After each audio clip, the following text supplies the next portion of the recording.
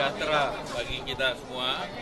Saya didampingi oleh pejabat Bupati Tangerang, Pak Andi Oni, diwakili juga oleh Kepala Sekolah SMP 2, dan juga didampingi oleh Pak Ahmad Zaki, Bupati 2013-2023. Ya.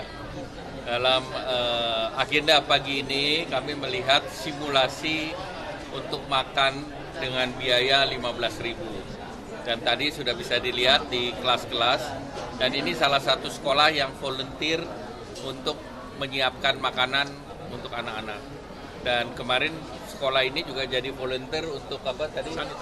Sanitasi sekolah, program bersih, Kurasaki, kurangi sampah sekolah kita, kurangi sampah plastik.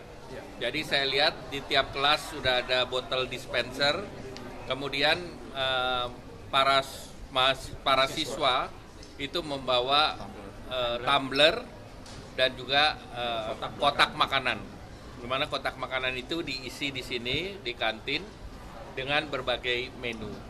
Dan kalau kita lihat dari jenis makanan dan juga jenis makanan itu mempunyai gizi yang cukup dalam bentuk kalori maupun protein.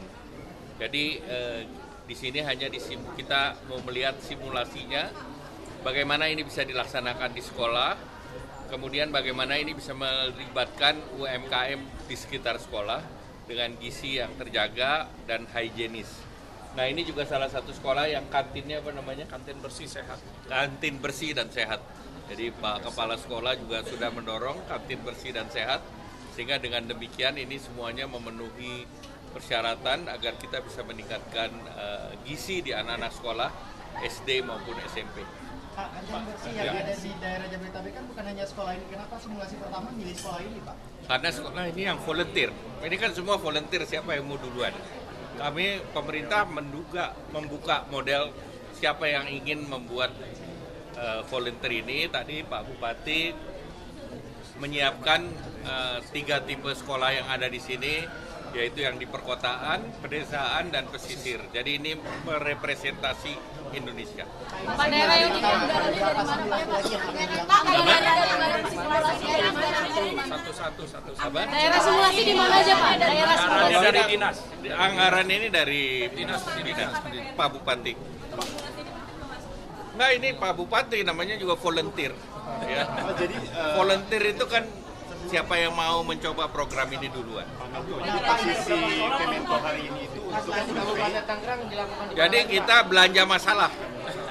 Jadi kalau kita lihat simulasi yang dilakukan Pak Bupati ini, kita ingin melihat bagaimana mekanismenya, bagaimana pembiayaannya, dan dari situ kita belajar untuk membuat kebijakan publik. Pak, dari Presiden kan kemarin mengatakan bahwa sebenarnya di sidang kabinet belum membahas soal program makan siang. Tapi kenapa hari ini Pak Kemenko sudah? Ya namanya volunteer, bebas-bebas saja.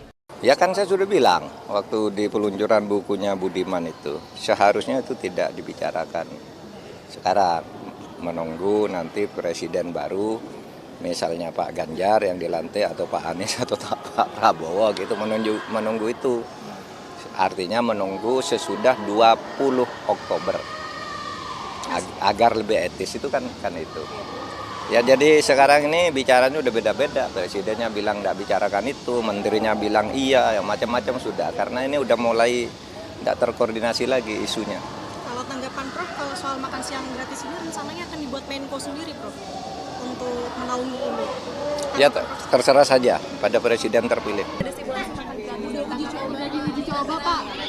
Kita semua masih menunggu keputusan final atas hasil, dan tim kita juga melakukan proses pengumpulan semua kekurangan-kekurangan pelaksanaan kemarin. Karena kita ingin perubahan itu juga termasuk perubahan pelaksanaan pemilu, agar pelaksanaan pemilu itu jujur dan adil.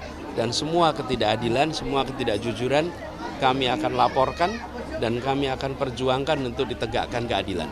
Jadi perjuangan kita akan terus, dan ini kita akan proses.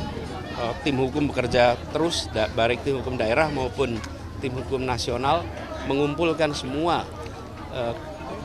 hal-hal yang tidak normal dalam pelaksanaan kemarin untuk nantinya kita ajukan melalui proses hukum.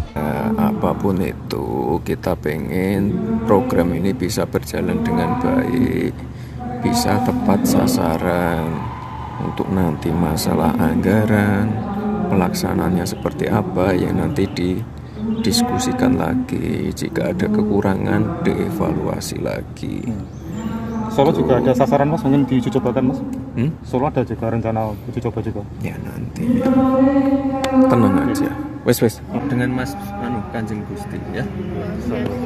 Tunggu nang kene wae. Di masa remaja ini kita bisa maksimalkan untuk asupan gizinya, kemudian konsumsi asupan makanannya gitu ya bisa diperbaiki, bisa dilengkapi kebutuhan gizinya, itu bisa membantu mereka untuk tumbuh baik dari segi tinggi badannya, kemudian perkembangan-perkembangan yang lainnya itu bisa di-boost lagi gitu, walaupun mungkin nggak semaksimal potensinya untuk anak-anak yang tidak kekurangan gizi pada 2 tahun pertama kehidupannya.